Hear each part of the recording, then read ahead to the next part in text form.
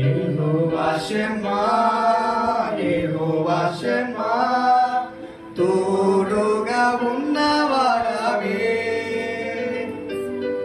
యెహోవా షమ్మా, యెహోవా షమ్మా, తోడుగా ఉన్నవాడవే. నా యేసయ్యా తోడుగా ఉన్నవాడవే.